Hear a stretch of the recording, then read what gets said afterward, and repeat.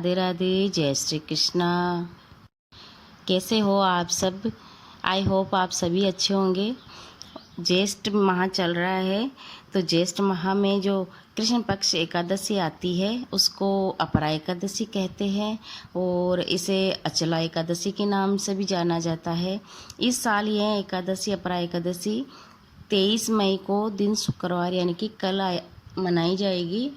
यह दिन भगवान विष्णु और धन की देवी माता लक्ष्मी को समर्पित है। वहीं इस दिन भगवान शिव की पूजा भी फलदायक मानी गई है। तो आइए जानते हैं इस पावन तिथि पर शिवलिंग पर क्या चढ़ाना शुभ माना जाता है।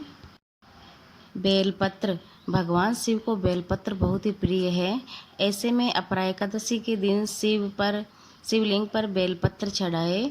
बेलपत्र चढ़ाने से भगवान शिव खुश होते हैं और भक्तों की सभी इच्छाएं पूरी करते हैं।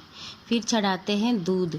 शिवलिंग पर दूध चढ़ाने से मानसिक दुखों से मुक्ति मिलती है और ये भी कहते हैं कि अपरा एकादशी के दिन दूध शिवलिंग पर अभिषेक करते हैं तो दरिद्रता का नाश होता है और घर में सुख और समृद्धि आती है। फिर धतूरा और भांग। भोलेनाथ को धतूरा और भांग चढ़ाना भी बहुत शुभ माना जाता है। ऐसा करने से जीवन की सारी नकारात्मक ऊर्जा दूर होती है, साथ ही घर में सकारात्मक ऊर्जा का वास होता है। फिर होता है शमी के फूल। शमी के पत्ते भगवान शिव को चढ़ाने से शनिदेव की कृपा मिलती है, जिससे जीवन की बाधाएं दूर होती है और धन लाभ के योग बनते हैं। फिर होता है अक्षत चढ़ाना, यानी कि चावल चढ़ाते हैं। शिवलिंग पर अक्षत चढ़ाना भी बहुत लाभकारी माना जाता है। इससे धन की वृद्धि होती है और घर में ईंधन की कमी कभी नहीं होती। फिर अंत में दीपक जलाए। शाम के समय शिवलिंग के पास घी का दीपक जलाना बहुत ही शुभ माना जाता है। इससे घर में सुख शांति बनी रहती है और माँ लक्ष्मी का वास होता है। भगवान की पूजा विधि किस प्रकार करनी चाहिए? सबसे पहले सुबह उठे और स्नान कर ले और व्रत का संकल्प ले। एक वेदी पर भगवान विष्णु की प्रतिमा स्थापित करे। उन्हें तुलसी दल, पीले फूल, फल, मिठाई और पंचामृत अर्पित करे। विष्णु चालीसा और वैदिक मंत्रों का जाप करे। अपरा एकादशी कथा का पाठ करे और अंत में आरती करे और फिर इससे अगले दिन पारण करके प्रसाद ग्रहण करे। अपरा एकादशी का महात्म सुनेंगे। श्री ब्रह्मांड पुराण की कथा के अनुसार श्री धर्मराज युधिष्ठिर ने कहा, हे जनार्दन, ज्येष्ठ माह की कृष्ण पक्ष वाली एकादशी का नाम तथा इसके व्रत की विधि और महात्म्य को विधि पूर्वक सुनाइए। श्री कृष्णचंद्र जी ने कहा, हे राजराजेश्वर, ज्येष्ठ माह के कृष्ण पक्ष की एकादशी का नाम अपरा है। यह पुण्य को देने वाली है और पापों को नष्ट करने वाली है तथा अपार धन देने वाली है।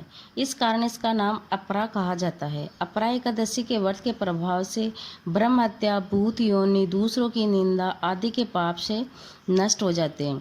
इस अपरा एकादशी का व्रत करने से तथा इसके प्रभाव से पर स्त्री के साथ भोग करने वालों के पाप भी नष्ट हो जाते हैं। झूठी गवाही, झूठा वेदोच्चारण, असत्य भाषण, झूठा शास्त्र बनाना, झूठा ज्योतिषी, झूठा वेद आदि सबके पाप इस अपरा एकादशी का व्रत करने से नष्ट हो जाते हैं।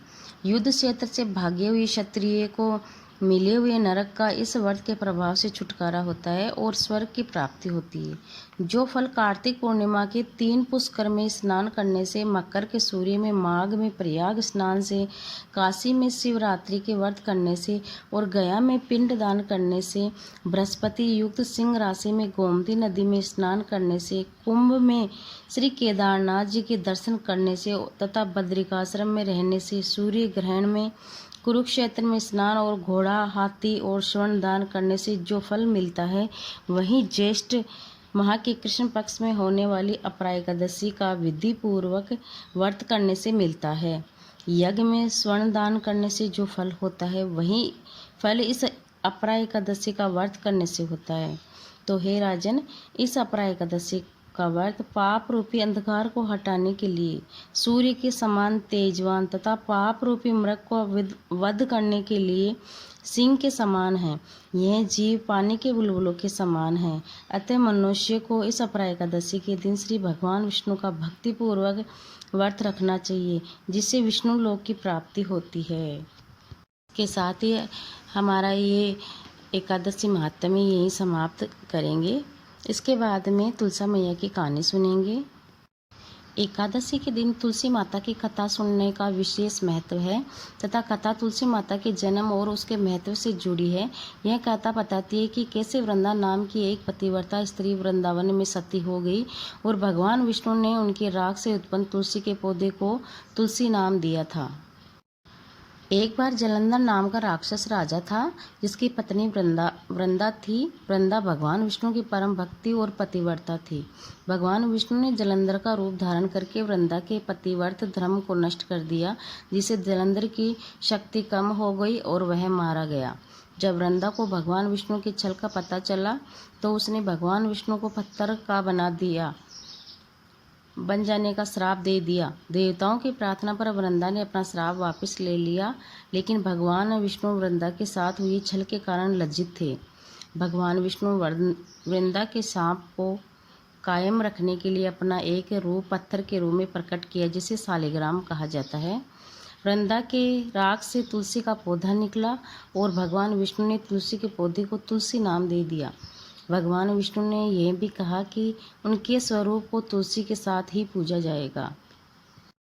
तुलसी माता की कथा एकादशी के दिन सुनने से व्रत का पुण्य प्राप्त होता है। इस कथा को सुनने से वैवाहिक जीवन में सुख और शांति आती है और यह कथा भक्तों को भगवान विष्णु के प्रति भक्ति और समर्पण की प्रेरणा देती है। एकादशी मैया की जय, तुलसी मैया की जय हो।